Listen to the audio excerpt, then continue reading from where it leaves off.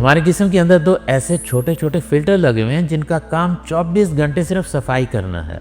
लेकिन दुख की बात यह है कि हमारी ही रोज़मर्रा की 3 ऐसी आदतें हैं जो इन फिल्टर्स को आहिस्ता आहिस्ता जला रही हैं, बिना किसी दर्द, बिना किसी आवाज़ के। और पता तब चलता है जब आधे से ज़्यादा गुर्दे ख़राब हो चुके होते हैं। तो आज आपको बताने लगा हूँ वो ऐसा बायोलॉजिकल पॉइंट जहाँ से एग्जैक्टली गुर्दे ख़राब होना स्टार्ट होते हैं। और वीडियो के एंड में एक ऐसा आसान सा सस्ता टेस्ट जो 30 साल से ऊपर के हर उस शख्स को करवाना चाहिए जो ज़िंदगी में अपने आप को डायलिसिस के फट्टे पे नहीं देखना चाहता। और अगर तो आप अपने गुर्दों को सालों की एक्स्ट्रा लाइफ देना चाहते हैं तो ये वीडियो एंड तक ज़रूर देखें। गुर्दों के अंदर हज़ारों छोटी छोटी नालियाँ होती हैं जिन्हें नेफ्रॉन्स कहा जाता है, और यही आपके जिस्म का फिल्ट्रेशन प्लांट है। लेकिन जब तो ब्लड शुगर या ब्लड प्रेशर बढ़ता है तो इन बारीक सी नालियों पे ऐसे ही प्रेशर पड़ता है जैसे किसी फटे पुराने पतले पाइप में फायर ब्रिगेड का प्रेशर छोड़ दिया जाए, तो नतीजा वो पाइप फट जाएगा। तो इसी तरह ये नेफ्रॉन्स डैमेज होती रहती हैं।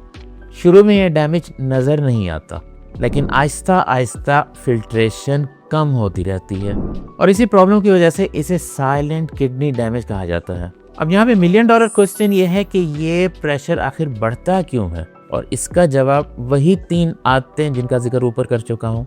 सबसे पहले नंबर पे सोडियम ओवरलोड। हम अपने सालन का नमक तो चेक करते रहते हैं, लेकिन जो बिस्किट, चिप्स, पापड़ और फ्रोजन फूड हम डेली खाते हैं उनमें नमक बहुत ज़्यादा मिकदार में होता है और उन्हें हम बिल्कुल कंसीडर भी नहीं करते।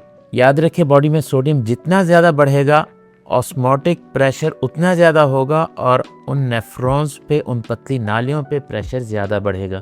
और दूसरी आदत तो और भी डेंजरस है क्योंकि हम ये रोज़ाना करते हैं, और वो है क्रॉनिक डिहाइड्रेशन, यानी पानी की कमी, जिसकी वजह से आपका खून बहुत ज़्यादा गाढ़ा हो जाता है।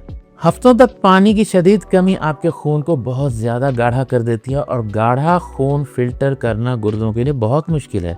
ये गुर्दों को ऐसे ही चोक कर देता है जैसे पुराना गंदा तेल किसी छलनी को ब्लॉक करके चोक कर देता है। गुर्दों को डबल मेहनत करनी पड़ जाती है, और ये ओवर टाइम उनकी जान ले जाता है।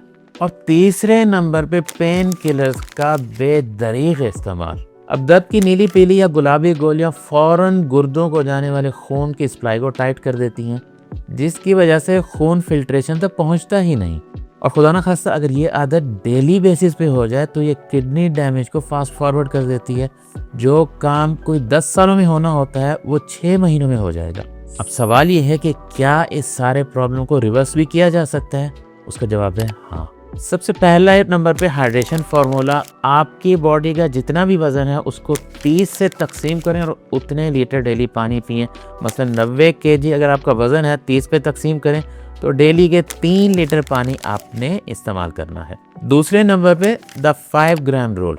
अपना डेली नमक का इंटेक 5 ग्राम से ऊपर मत रखें। 5 ग्राम का मतलब एक छोटा चाय का चम्मच है, उससे ज़्यादा नमक पूरे दिन में इस्तेमाल मत करें। और तीसरे नंबर पे किडनीज के गुर्दों के लिए फ्रेंडली फूड्स जैसे खीरा हो गया, तरबूज हो गए और नारियल पानी, ये गुर्दों की फिल्ट्रेशन को आसान बनाते हैं और डायूरेटिक काम करते हैं, गुर्दों को, पेशाब को खोल देते हैं। लेकिन इन सबसे ज़्यादा इम्पॉर्टेंट चीज़ है एक सस्ता आसान सा टेस्ट जो आपको शायद आज ही करवा लेना चाहिए, और उसका नाम है सीरम क्रिएटिनिन।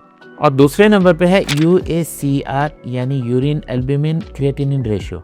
ये दोनों टेस्ट किडनी डैमेजेस को शुरू में ही पकड़ के आपको बता देते हैं कि आपकी किडनी हेल्थ किस तरफ जा रही है।